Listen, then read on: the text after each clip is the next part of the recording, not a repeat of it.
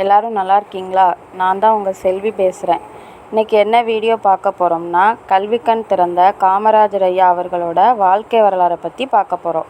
வீடியோக்குள்ளே போகிறதுக்கு முன்னாடி நம்ம சேனலை ஃபஸ்ட்டு டைம் பார்க்குறவங்களா இருந்தால் சப்ஸ்கிரைப் பண்ணுங்கள்.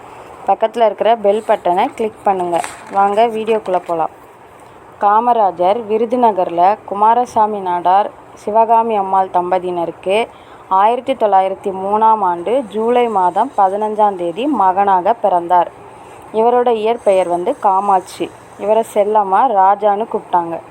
பின்னர் 2 பேரும் சேர்ந்து காமராஜர்னு அழைக்கப்பட்டார். இவருக்கு நாகம்மாள்னு ஒரு தங்கச்சியும் இருந்தாங்க.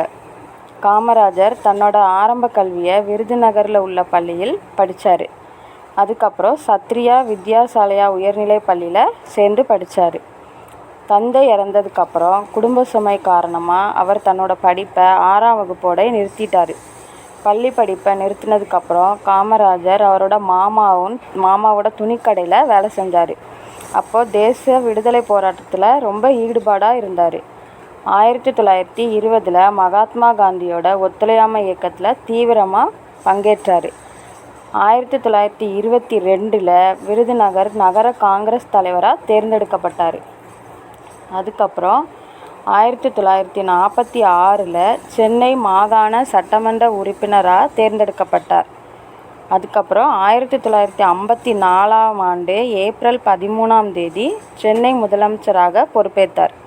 முதலமைச்சராக இருந்த 9 ஆண்டுகளில் காமராஜர் கல்வி, விவசாயம், தொழில்துறை போன்ற பல துறைகளில் சிறப்பான சாதனைகளை செஞ்சார்.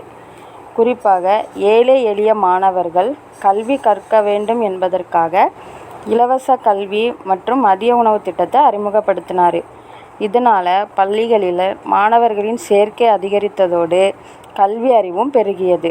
இவரோட இந்த சிறிய முயற்சியால் இவர் கல்வி தந்தை என்று போற்றப்பட்டார். இந்த வீடியோ பிடிச்சிருந்தனா லைக் பண்ணுங்கள்.